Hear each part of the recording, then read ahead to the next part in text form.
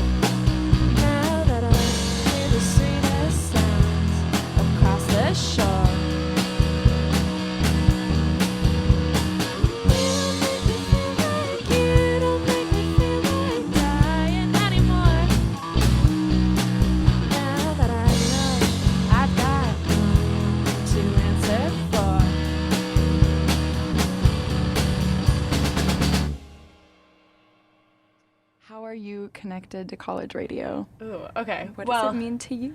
I mean, it means a lot of things for sure. I did college radio, I think like my first 2 years of college, and it was definitely how I made a lot of friends.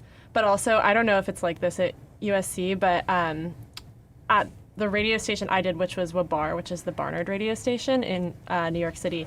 First of all, it's not on the airwaves, so you can say whatever you want. It's just online. But second, if you're a freshman, you get like the graveyard shift. Yeah. And it was all hours. So I think that my spot, my first semester freshman year, was 4 to 6 a.m., which is the worst possible spot because it's too late for you to stay up the whole time, at least for me. But it's too early for you to like wake up and start your day. So I would go to sleep, wake up for the show, go back to sleep, and then wake up like to start my day. But it was a lot of fun. We played only PC music. This was in 2016. So it was a lot of like Sophie at the time and A.G. Cook and Hannah Diamond. It was an era, but then I had a way better slot the next time I did it. I think I had like 4 to 6 p.m. on a weekday, so it was like perfect listening time. And me and my friend, we're both from Los Angeles, so we had this show where the first hour we would do all California bands, and the second hour we would do all New York bands. And it was really fun. But I didn't do it after that because I was busy doing other things. But I still love college radio, obviously. And I've always wanted to play live on a station. So I'm very excited that I could do it, especially in my hometown of LA. Yay, it's so fun. We all love college. Like, yep, Issa's nodding. This is like, the spirit is good. It's where you meet all your friends. Yeah. We love it. What are your guys' relationships to college radio? Okay, is this on? Yeah, I had a show I think all 4 years of college, and we were the only pop station because it wasn't cool to play pop. So we did win the award for best pop station. Wow, so congrats. But yeah, it was just cool, and I got to like actually dive more into music, I think, trying to find new bands and stuff. So Yeah. I respect college radio. Yeah, it's a hustle. Yeah, my friends had a show too. I don't know if I'm allowed to curse, but it was called F Wednesdays, which was something I made up. So I was kind of like honorary like showrunner as well. And our favorite thing to do was play the Dr. Phil ad-libs while we were playing things. So it'd be like, don't do that, she's on drugs, like in the background. And yeah, we just made a mess of the whole thing. It was Wednesday nights, like something like 6 to 9, and yeah. That's a good time. Yeah. All right.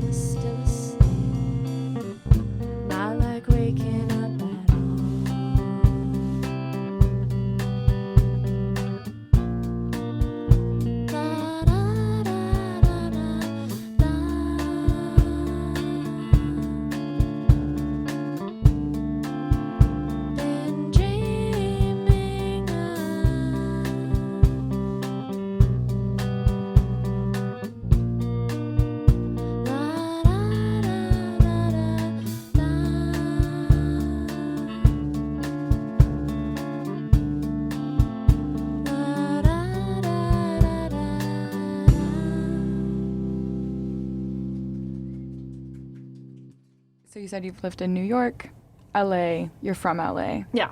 How do you feel like the communities, or like the musical communities differ? Like, no drummers in New York. Yeah. But other than that, like, there's a lot of like writing circles in LA that I'm aware of, and like there is kind of a scene, kind of like a smaller indie community. Yeah. What differences do you notice? And other cities you've lived in? Yeah, I mean, it's very, I don't know if I'm the, like, obviously everyone has a different point of view, but at least in my experience, in New York, I had a really good community just at Columbia in college. There were a lot of people that played music, and it was a lot of different styles, which I really liked. And we would throw shows that were like, would have two different bands that sounded completely different from each other. I don't necessarily think that's the case maybe in the scene in Brooklyn. I played a couple shows in Brooklyn, but obviously that's not centered around one college, so it's going to be different and people will find kind of their people. But I did get invited to play a couple shows, and I feel like everyone was super welcoming. It was definitely diverse in terms of sound,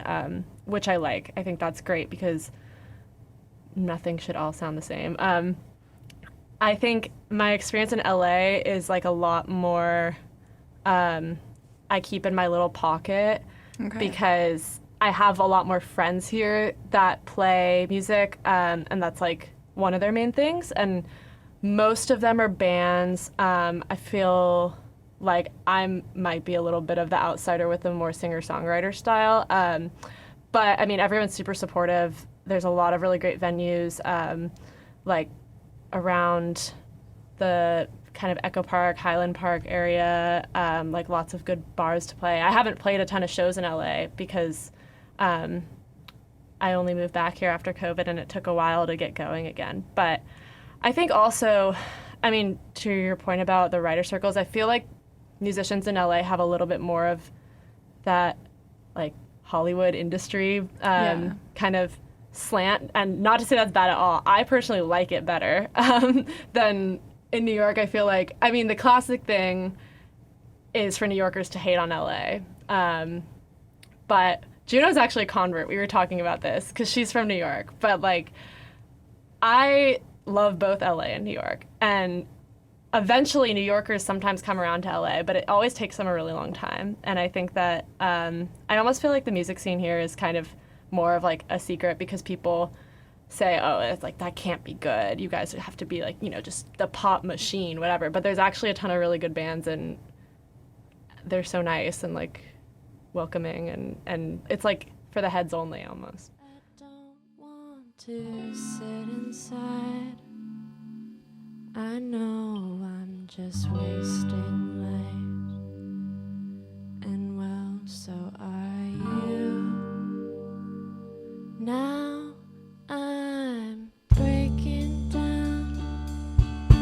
It's so hard to feel right now. If only I knew how to find who'd be true. Call me back, oh baby, call me back. In the night I will wait for you. In the night I will wait for you. Break my heart, oh my darling, I'll play the part. If it means I know what to say, and if that's I love you, well I love you. And now it's gone. Every part of me that says you're wrong, while you drag it out too long. I wonder and muse, but will it ever be the same again? Or is it just nothing more than mechanical sweetness?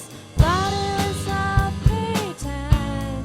If there is a time to come for me, it's now. I got it all so wrong. Well, my heroes played along, as they do.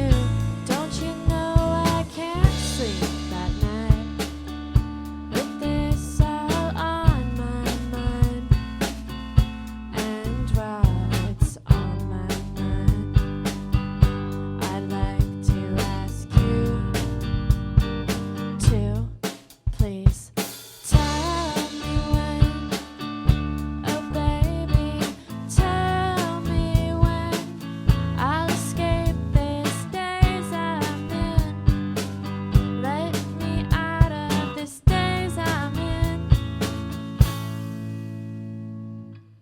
In June I sat up on the bluff. I saw the coastline fade in the dusk.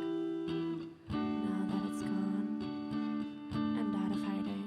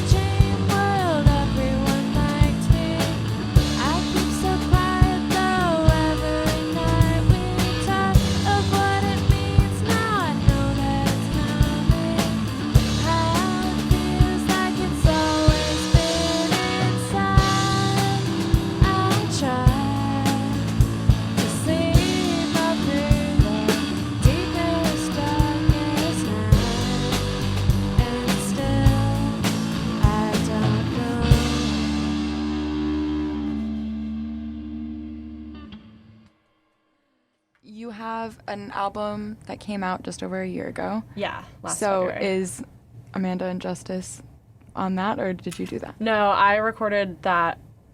The only thing I didn't play on that album was drums. I played every single other instrument and recorded every single other instrument.